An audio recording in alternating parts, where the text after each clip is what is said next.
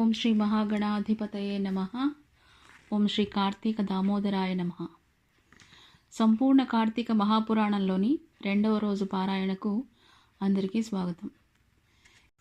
ఇందులో వశిష్ఠుల వారు 2 ముఖ్యమైన విషయాలను ప్రస్తావించారు. అందులో మొదటిది, నర్మదా నదీ స్నాన ఫలితం వల్ల 3 బ్రహ్మరాక్షసులు వారి యొక్క రాక్షస జన్మ నుంచి విముక్తి పొంది వైకుంఠ ధామాన్ని చేరుకోవడం. ఇక రెండవది, దీపారాధన యొక్క మహిమ. ఇప్పుడు మనం పురాణంలోకి ప్రవేశిద్దాం. బ్రహ్మర్షి అయిన శ్రీ వశిష్ఠ మహర్షి రాజర్షి అయిన జనకునికి ఇంకా ఇలా చెప్పసాగారు. రాజా, స్నాన దాన జప తపాలలో దేనిని కానీ ఈ కార్తీక మాసంలో ఏ కొద్దిపాటిగా ఆచరించినప్పటికీ కూడా అది అక్షయమైన ఫలితాన్ని ఇస్తుంది. ఎవరైతే సుఖలాలసులై శరీర కష్టానికి జడిసి కార్తీక వ్రతాన్ని ఆచరించరో అటువంటి వాళ్ళు 100 జన్మలు కుక్కలుగా పుడతారు అని ప్రస్తావించారు.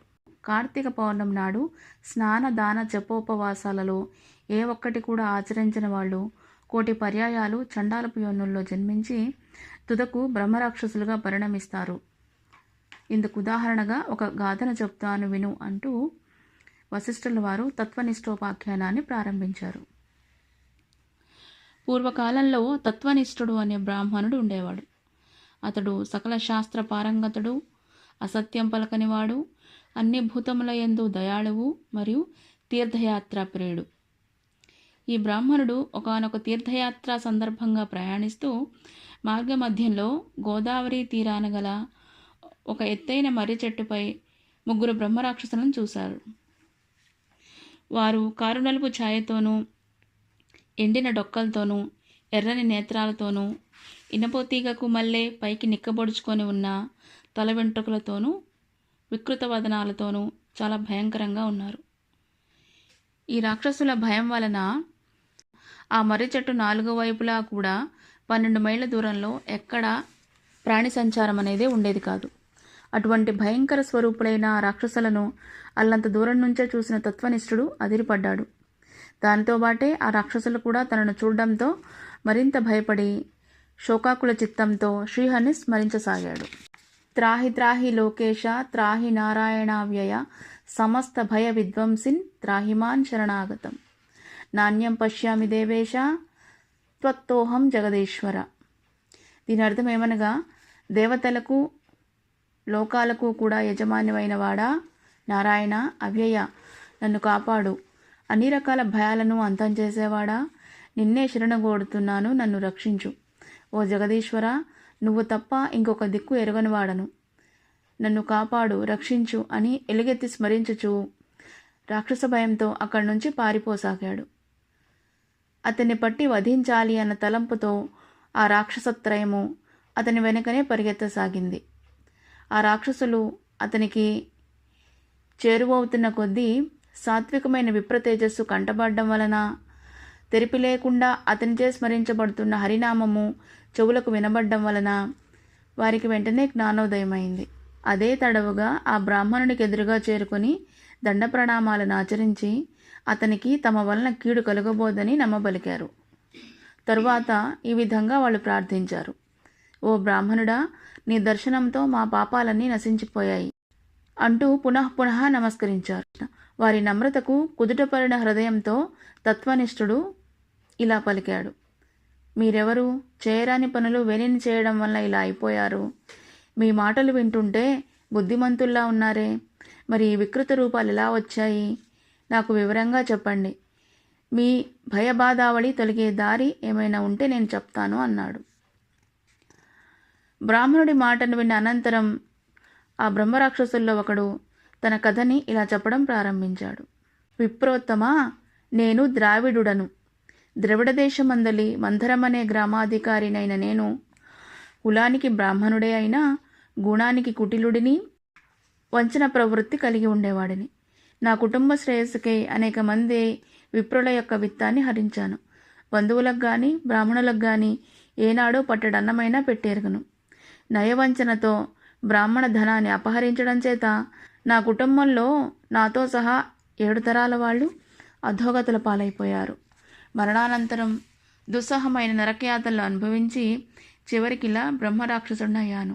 నా యందు కృపతో నాకు ముక్తి కలిగే మార్గాన్ని ఏమన్నా ఉంటే తెలియజేయండి అని ఆ ద్రవిడుడు బ్రాహ్మణుడిని వేడుకున్నాడు.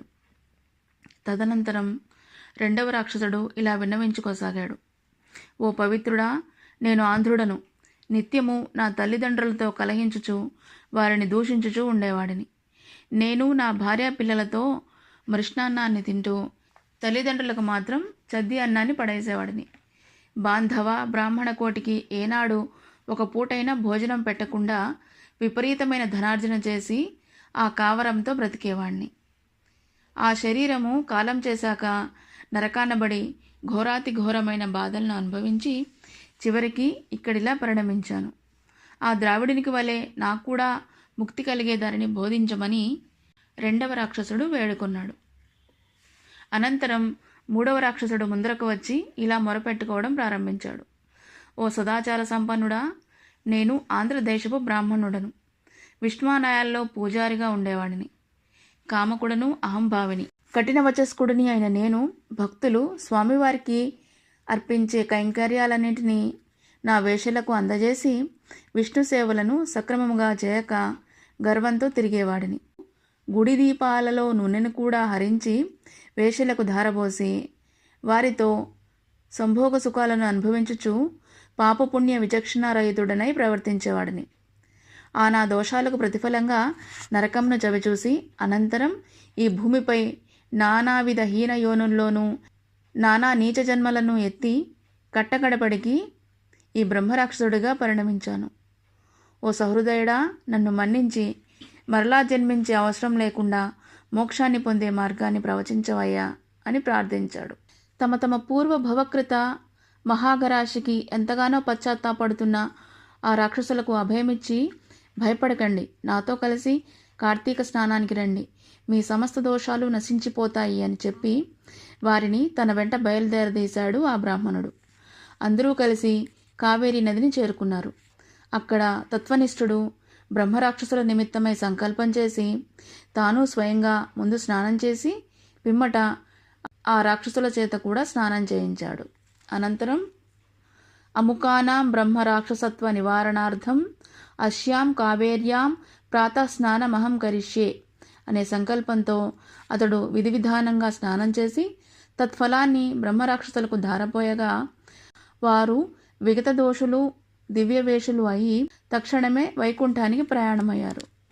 విదేహరాజా, అజ్ఞానం వలన కానీ మోహ ప్రలోభాల వలన కానీ ఏ కారణం చేతనైనా కానీ కార్తీక మాస సూర్యోదయ కాలాన కావేరీ నదిలో స్నానమాచరించి విష్ణువును పూజించిన వాళ్లకు నిస్సందేహంగా 10,000 యజ్ఞాలు చేసిన ఫలితం కలుగుతుంది. అందువల్ల ఏదో ఒక ఉపాయం చేసైనా సరే కార్తీక మాసంలో కావేరీ స్నానాన్ని తప్పకుండా ఆచరించాలి. కావేరీ నదిలో స్నానం చేయడం సాధ్యపడని వారు గోదావరిలోనైనా మరెక్కడైనా సరే ప్రాతస్నానం మాత్రం చేసి తీరాలి. అలా ఎవరైతే కార్తీక దామోదర ప్రీతిగా ప్రాతస్నానం చేయరో వాళ్ళు 10 జన్మలు చండాలపు యోనుల్లో పుట్టి అనంతరం ఊరపందులుగా జన్మిస్తారు సుమా. కాబట్టి ఎటువంటి మీమాంసతోటి నిమిత్తం లేకుండా స్త్రీలు కానీ పురుషులు కానీ కార్తీక మాసంలో తప్పనిసరిగా ప్రాతస్నానం ఆచరించాలి అని చెప్పిన వశిష్ఠుల వారితో జనకుడు ఇలా అన్నారు. హే బ్రహ్మర్షి, నువ్వింతగా కార్తీక మహాత్మ్యాన్ని అసాధారణ ధోరణిలో చెప్పావు కదా. అయితే ఏ సంకల్పంతో ఈ వ్రతాన్ని ఆచరించాలో, ఏ దానాలు చేయాలో కూడా తెలియజేయి అని జనకుడు అడిగిన ప్రశ్నకు వశిష్ఠుల వారు ఈ విధంగా చెప్పడం ప్రారంభించారు. అన్ని పాపాలను మన్ను చేసేది, పుణ్యాలను అగణ్యాలుగా మార్చేది అయిన ఈ కార్తీక వ్రతాన్ని ఆచరించడానికి ఫలానా సంకల్పం అనేది హాస్యాస్పదమైన విషయమే అవుతుంది. ఈ కార్తీక వ్రతం ఆచరించడం వలన నశించనంతటి పాపం అనేది ఇంకా ఈ భూప్రపంచంలో పుట్టనే లేదు. అందువల్ల వ్రతధర్మాలను తత్ఫలాలను చెబుతాను విను. కార్తీక మాసపు సాయంకాలం నందు శివాలయంలో దీపారాధన చేయడం వలన అనంతమైన ఫలం లభిస్తుంది.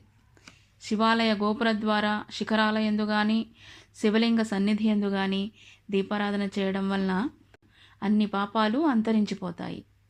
ఎవరైతే కార్తీకంలో శివాలయంలో ఆవు నెయ్యితో కానీ నువ్వుల నూనెతో కానీ ఇప్ప నూనెతో కానీ లేదా నారింజ నూనెతో కానీ దీప సమర్పణ చేస్తారో వాళ్ళు ధర్మవేత్తలవుతారు.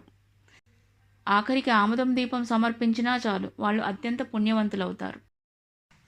ఇందుకు ఉదాహరణగా ఒక చిన్న కథ చెబుతాను. జనక మహారాజా శ్రద్ధగా ఆలకించండి అంటూ వశిష్ఠుల వారు కథ చెప్పడం ప్రారంభించారు.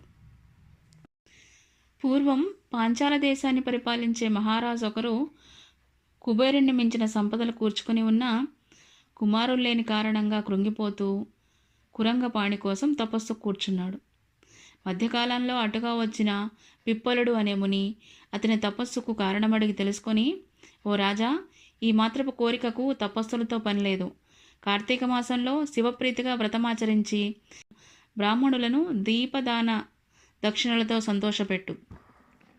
అలా చేస్తే నీకు తప్పక పుత్ర సంతానం కలుగుతుంది అని చెప్పారు. ఋషివాక్యమును శిరోధార్యంగా తలచి ఆ పాంచాలుడు తన పట్టణమును చేరి కార్తీక వ్రతాన్ని ఆచరించి శివప్రీతికై బ్రాహ్మణులకు దీపదానం చేశాడు.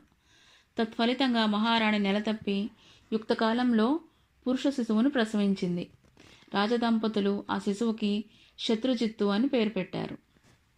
ఆ శత్రుజిత్తు దినదిన ప్రవర్ధమానుడై పెరిగి యువకుడై వీరుడై వేశ్యాంగలోలుడై అప్పటికి తృప్తి చెందక పరస్త్రీ రక్తుడై నాస్తికుడై శాస్త్రధిక్కారి అయి వర్ణసంకర కారకుడై తనకు హితవు చెప్పవచ్చిన వారిని చంపుతానని బెదిరించుచు స్వేచ్ఛాచారి అయి ప్రవర్తించసాగాడు. అటువంటి సందర్భంలో అత్యంత సౌందర్యరాశి చక్కని మాటలు మాట్లాడగలది అయిన ఒక బ్రాహ్మణ స్త్రీ అతనికి తారసిల్లింది. శత్రుజిత్తు ఆమె పట్ల మోహితుడయ్యాడు. అనుపమాన సౌందర్య శౌర్యం తేజో విరాజితుడైన ఈ యువరాజు పట్ల ఆ బ్రాహ్మణ స్త్రీ కూడా ఆకర్షితురాలైంది. తత్కారణంగా ఆమె రోజు రాత్రి భర్త నిద్రపోగానే వారికున్న సంకేత స్థలంలో రాకుమారుని కలిసి సురత క్రీడల్లో సుఖించేది. ఈ విషయం కొద్ది కాలానికి ఆ స్త్రీ యొక్క భర్తకు తెలిసి అది మొదలు అతను తన చేతిలో ఒక కత్తిని ధరించి ఈ జంటను ప్రత్యక్షంగా చూసిన వెంటనే ఇద్దరి గొంతులు ఉత్తరిస్తానని తిరుగుతున్నాడు. ఈ విషయం ఆ స్త్రీకి కానీ ఆ శత్రుజిత్తుకు కానీ తెలియదు. రోజులు ఇలా గడుస్తూ ఉండగా ఒకానొక కార్తీక పూర్ణిమ సోమవారం నాటి రాత్రి వారిరువురు తమ శృత క్రీడకై ఒకానొక శిథిల శివాలయాన్ని సంకేత స్థానంగా ఎంచుకున్నారు. అపరాత్రి వేళ వాళ్ళు అక్కడ కలుసుకున్నారు. గర్భగుడిలో అంతా చీకటిగా ఉంది. అందుచేత ఆ బ్రాహ్మణ స్త్రీ తన చీర చెంగుని చింపి వత్తిని చేసింది. రాకుమారుడు ఎక్కడి నుంచో ఆముదమును తీసుకొచ్చాడు. అక్కడ ఉన్న ఖాళీ ప్రమిదలో ఆ రెండింటినీ జోడించి దీపం పెట్టారు. ఆ దీపపు వెలుగులో ఒకరి అందాలు ఒకరు చూసుకుంటూ సంగమంలో లీనమయ్యారు. ఈ విషయం బ్రాహ్మణ స్త్రీ యొక్క భర్తకు తెలిసిపోయింది. కత్తి పట్టుకొని దేవాలయంలోకి వచ్చి ముందుగా శత్రుజిత్తుని, తదనంతరం భార్యను తెగనరికి తాను కూడా అదే కత్తితో పొడుచుకొని ఆత్మహత్య చేసుకున్నాడు. ఈ విధంగా వాళ్ళు ముగ్గురు ఆ రాత్రి అక్కడికక్కడే విగతజీవులు కాగానే పాశహస్తులైన యమదూతలు, పవిత్రాత్ములైన శివదూతలు అక్కడకు ఒకేసారి వచ్చారు. శివదూతలు ఆ రాకుమారుణ్ణి, ఆ బ్రాహ్మణ స్త్రీని తమ విమానంలో కైలాసానికి తీసుకుపోసాగారు. యమదూతలు ఈ అమాయకపు బ్రాహ్మణుణ్ణి తమతో నరకం వైపుకు లాక్కుని పోసాగారు. అందుకు ఆశ్చర్యపడిన ఆ బ్రాహ్మణుడు, ఓ శివదూతలారా, కాని పని చేసిన వారికి కైలాసభోగము, నా వంటి సదాచారుడికి నరకయోగమునా అని ప్రశ్నించాడు. అందుకు ఆ శివదూతలు, వీరు ఎంత పాపాత్ములైనా ఈరోజు కార్తీక పూర్ణిమ సోమవారం కాబట్టి శివాలయంలో, అందున శిథిలాలయంలో ఉన్న శివలింగం ఎదురుగా దీపారాధన చేశారు కనుక వారి పాపాలు నేరాలు నశించి తక్షణం వాళ్ళు పుణ్యాత్ములయ్యారు. ఏ కారణం చేతనైనా సరే కార్తీక మాసంలో, అందున పౌర్ణమి నాడు, పైగా సోమవారం నాడు దేవాలయంలో దీపారాధన చేయడం వలన అత్యధిక పుణ్యాత్ములైన వీళ్ళని పాపకర్ములుగా భావించి చంపిన కారణంగా నువ్వు పుణ్యహీనుడివి, పాపాత్ముడివి అయ్యావు. అందుకే నీకు నరకం, వీరికి కైలాసం ప్రాప్తించాయని చెప్పారు. బ్రాహ్మణుడికి శివపార్షదులకు జరిగిన ఈ సంభాషణను విన్న శత్రుజిత్తు తాను కలుగజేసుకొని, అయ్యలారా, దోషులము మేమై ఉండగా మాకు కైవల్యమిచ్చి మమ్మల్ని చంపి పుణ్యాత్ములను చేసిన ఈ అమాయకుణ్ణి నరకానికి పంపడం భావ్యం కాదు కదా. కార్తీక మాసము గొప్పదైతే, అందున పూర్ణిమ అన్నది మరీ గొప్పదైతే, సోమవారము మరీ ఘనమైనదైతే, ఆ రోజు చేసిన దీపారాధన మరీ పుణ్యకరమైనదైతే, మాతో పాటే కలిసి మరణించిన ఈ బ్రాహ్మణుడికి కూడా కైలాసము ఇయ్యక తప్పదు అని వాదించడం జరిగింది. తత్ఫలితముగా శత్రుజిత్తు తాను చేసిన దీపారాధన పుణ్యంలోని కొంత భాగాన్ని ఆ బ్రాహ్మణునికి ధారబోయగా, శివదూతలు ఆ విప్రుణ్ణి కూడా యమదూతల నుంచి విడిపించుకొని తమతో కైలాసానికి తీసుకువెళ్లారు. కాబట్టి ఓ జనక మహారాజా, కార్తీక మాసంలో తప్పనిసరిగా శివాలయంలో కానీ విష్ణువాలయంలో కానీ దీపారాధన చేసి తీరాలి. నెల పొడుగునా చేసిన వాళ్ళు జ్ఞానులై తద్వారా మోక్షాన్ని పొందగలుగుతారు. అందున శివాలయంలో చేసిన దీపారాధన నిరంతర మోక్షప్రదాయనిగా గుర్తించండి. నా మాట విని కార్తీక మాసం నెల పొడుగునా మీరు శివాలయములలో దీపారాధన చేయండి అంటూ వశిష్ఠుల వారు తన ప్రసంగాన్ని ముగించారు. ఇక్కడితో మన 2వ రోజు పారాయణ ముగిసినది. ఈ వీడియో మీకు నచ్చిందని భావిస్తున్నాను. దీనిపై మీ అమూల్యమైన అభిప్రాయాన్ని తెలియజేయగలరు. తదుపరి వీడియోల యొక్క సమాచారం మీకు తెలియడం కోసం ఈ ఛానల్ను సబ్స్క్రైబ్ చేసుకుని పక్కనే ఉన్న బెల్ ఐకాన్ని యాక్టివేట్ చేసుకోగలరు. ధన్యవాదాలు. హరే కృష్ణ.